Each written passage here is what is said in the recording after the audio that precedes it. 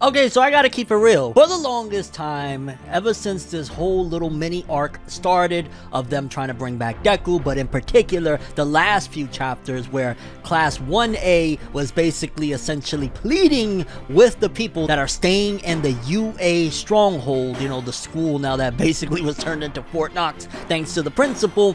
A lot of what I was feeling personally was, and I've said this before in my last video regarding the manga, is that I felt like the people were right. I felt like the civilians that are in the stronghold were correct in feeling that, why are y'all trying to bring this kid here? Like, why are y'all trying to bring the bomb to the bomb shelter? You get what I'm saying? Like, essentially, this is supposed to be a safe haven. Everybody was under the assumption, like, boom, we're good, we're safe here. And the one main target of the opposition, of the villains, you're gonna bring him over here. I just put myself in the shoes of every civilian there. You got a family, you're trying to protect your family at all costs. It's like, yo, we don't want the kid to die, but why the fuck here? Why here in particular? So for the longest time, I was like, oh, come on, Horikoshi, like, there's no way you're gonna be able to pull this off where I'm gonna feel satisfied, where I'm gonna feel like it's anything other than a little bit corny. That's what I thought, honestly, and I gotta go for Horikoshi because he actually managed to find a middle ground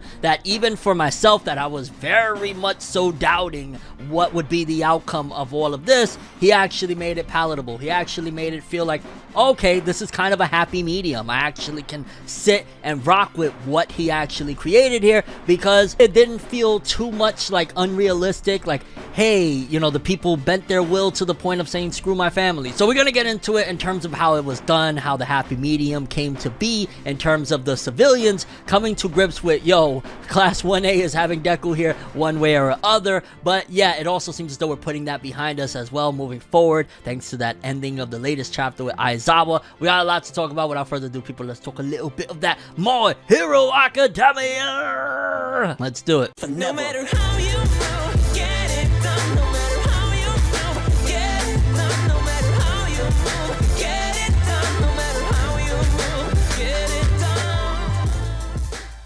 Okay, so I want to say it was last week's chapter 324, if I'm not mistaken, that it started off with Uraraka. She was basically with the megaphone. She was trying to plead and beg with the civilians that are staying at the stronghold of UA. Please let our dude stay here. Like, he's done so much for people. He's a good person. How can we possibly turn our backs? It actually kind of dove into her character and everything she's felt as being a hero and what she felt like when it comes to heroes to begin with. So it kind of dove into Uraraka's character at the same time, all while pleading with these people like, yo, please let him stay. And for a minute, they were still all like, no. And I was agreeing with them. I'll be honest with you. I know a lot of people are going to say, oh, for enough. No, I'm being realistic. If I am at this safe haven and y'all saying that y'all want to bring the target that is going to attract danger to my family, no, don't bring him here. However, again, we'll get into it of how I feel like Horikoshi found a happy medium that didn't feel cringy, corny, or unrealistic with the ultimate outcome of what the civilians decided in the end. Because at the end of the day, it's their lives that are hanging in the balance. And don't get me wrong, I totally get that one way or another, yo, All For One is trying to destroy everything. So yeah, he could come there next if he takes out Deku. But ultimately, it still felt like, you know what I'm saying? It's a dangerous situation bringing this kid over here. Y'all promised us safety. And I definitely feel like one of the messages of the last few chapters was that, you know, being good can get you a long way. Like, that's something that is kind of internal and core to a lot of things, because throughout the chapters we see a couple of people that Deku saved along the way. We see Kota from all the way back in the muscular stuff, which a lot of people like to say Horikoshi ain't gonna remember this, that, and the third. He forgot the traitor plotline, but he's bringing back shit like Kota from, you know, all the way, I don't even know, that was quarter of the way into the series or some shit. Kota from, you know, the whole thing with muscular, how his parents and all that shit. Like, he brought that kid back, and he was there kind of vouching for Deku, alongside just recently when Deku was on his solo mission arc, that, like, you know, humanoid looking creature that kind of looks like a Mink from One Piece. But, you know, even that person as well, like, yo, he saved us, he's a good person, they came to vouch for him, essentially showcasing that some of the good deeds that Deku did along the way is coming back and paying him back tenfold in a positive manner, of they're there now saying like, yo, but he's a good dude, like, we should just allow him to come here. And the way in those chapters Deku was drawn, I ain't gonna lie, I say it a lot, but I gotta say it again, Horikoshi, in my opinion, doesn't get enough credit on the art side of things, because a lot of people are My Hero Academia anime fans, not necessarily fans of the manga, and definitely don't appreciate some of the art that Horikoshi be banging out, that I'm like, he does this in a week? He does this, he storyboards, draws, inks, all of this shit in a week? Some of those panels where like Deku was bowing to the people, basically pleading for a place there at UA, it was phenomenal. I mean, just almost every panel that you see Deku in, especially in chapter 324, he just looked incredible, and mad props to Horikoshi. Like, I can't even believe it that he, again, bangs this shit out in a week, and he don't get enough credit for his art. A lot of people say, like, My Hero's mainstream. It's honestly, right now, the #1 most selling manga in the US. Kind of crazy shit there, but people don't ever, you know, say, hey, Horikoshi is a banging artist, and he does some incredibly detailed stuff. And the way his art style is, it definitely feels like there's, like, almost a dark tone to it, which is kind of crazy, because the anime totally rips that out with all the colorful stuff and shit like that. But I don't know, side note, I would love for Horikoshi to draw a horror manga after My Hero Academia. Just saying. And then when All Might was referenced about his legacy, and it kind of was a reminder to the people like, yo, All Might was one person and he held shit down, and look, eventually it drained him. The best of the best. If the best of the best, All Might, fell and, you know, couldn't sustain himself, then this kid right here that, yeah, he has, you know, the whole one for all power and shit like that, he's gonna fall too, and then what? And I ain't gonna lie, with the best possible scenario of all of this, because again, like, I'm not doing section by section for this video in particular, because a lot of it was just essentially the heroes pleading with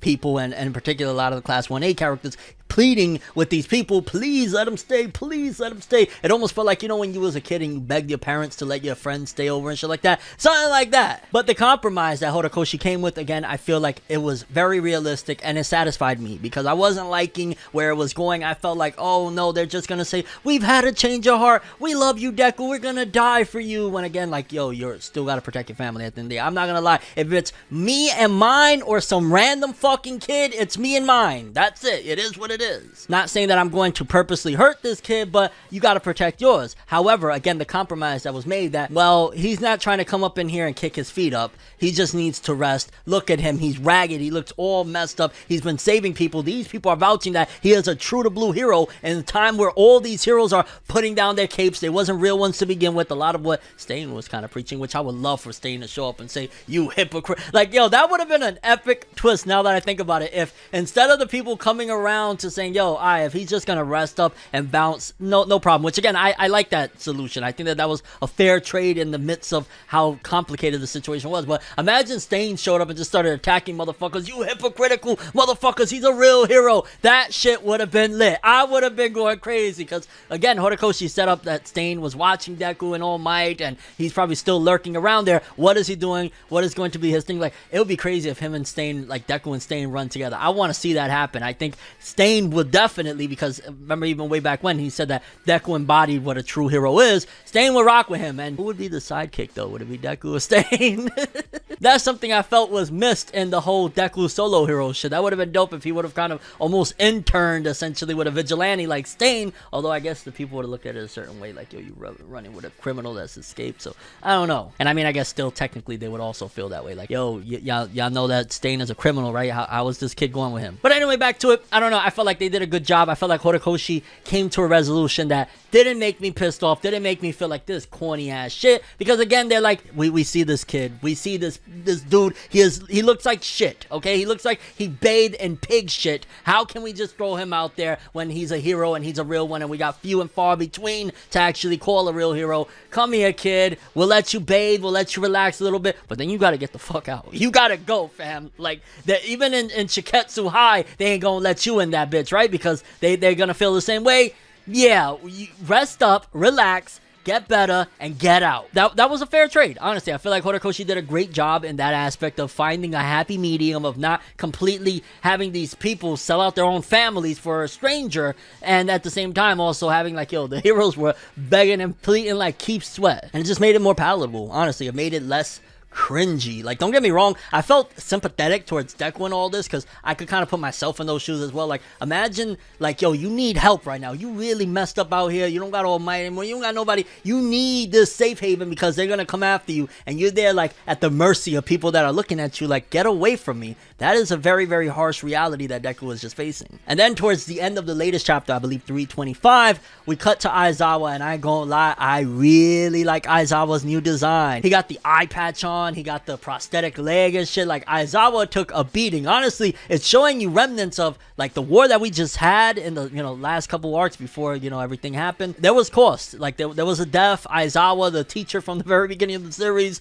got, maimed, and all sorts of shit happened to him. Like, yeah, there were consequences from trying to go at it with the League, or from the League trying to take over. And ever since that whole battle, it's also interesting from what Aizawa said that they've taken extra measures, because remember, this is supposed to be their stronghold. So we find out, for starters, that they've taken extra measures to make sure that if, like, somebody like Toga, for example, that can kind of morph and shit like that, she can't just sneak in. Like, they've done everything they possibly can. They even addressed the overall situation of Kurogiri, because remember, Kurogiri would have been the ultimate one that could immediately get in, hack in, destroy their security systems, which if they have anything even remotely close to that, we're kind of screwed. But ultimately, like, it addressed a lot of the concerns that somebody may have about, like, how are they still going to keep out the villains, like, foolproof planned. Well, also, don't forget, we still have that whole traitor thing in the midst, and I think that's what's going to be what ultimately destroys their fortified system, because now, the way Horikoshi set it up, the principal has to look like, yo, he really did his job and the system is all set and they really can't break in no matter what they do. The traitor is going to be the one that's going to mess everything up from the inside. I'm calling it. Whether it be that,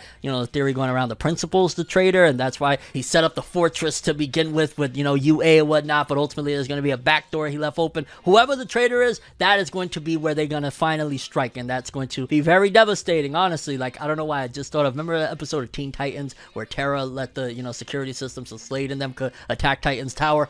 Whoever it is going to do that, and maybe it's going to be, what is it, Invisible Girl? Like, maybe it's going to be her. I don't freaking know. And having recently watched the overall episode that they actually did do well in Season 5 of My Hero Academia, it was very emotional to see Aizawa talking about overall once again, and how, they've tried with Kurogiri and whatnot, and he hasn't had any luck breaking through, but they're doing studies and shit like that. Like, ultimately, at the very least, some of the stuff from My Hero Academia Season 5 kind of, did its thing, I guess. And then the end of it seems like we're finally moving forward from this begging the civilians mini arc, because Aizawa says it's time for payback, and maybe we're about to start striking against the bad guys, the villains, and I'm looking forward to it. Overall, again, I gotta say that I was very pessimistic about all of this. The last few chapters, I was like, oh, we got Uraraka begging, we got everybody begging, we got the little kid coming out, we got the Mink showing up, like, I don't know. But when, again, the civilians said something realistic, because I've experienced a similar situation. I remember when I was younger, a friend of mine came running into my crib, and he had, like, a bullet grazed the side of his head, and he's bleeding everywhere. And I remember I told my mom, and my mom was like, you bleeding on my carpet, get the fuck out. And I remember I told my mom, like, yo, but, he just took a bullet to the head, and she said, clean him up or whatever, and then he gotta get the fuck out. Yeah, my mom be like that. My mom a little gangster, you know what I'm saying? No, but, like, it kind of reminded me of something like that, whereas, like, yo, you get them good, let them relax, and you gotta go. But I'm curious what you guys thought about this one. How did you watching right now, how did you feel about the resolution regarding Deku and his placement and staying with UA temporarily, considering it's, this big fortress now? Do you think that potentially the way in for the villains is going to be the traitor that has been set up many moons ago?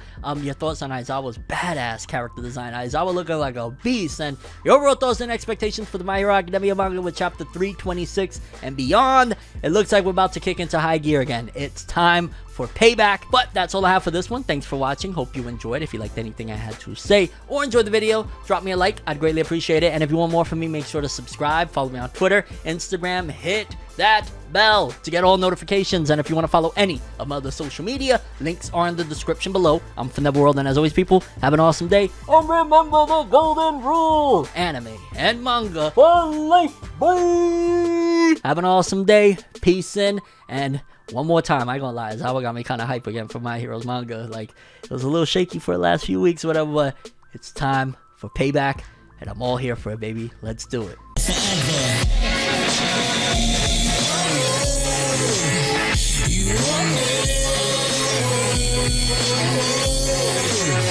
What I know. me.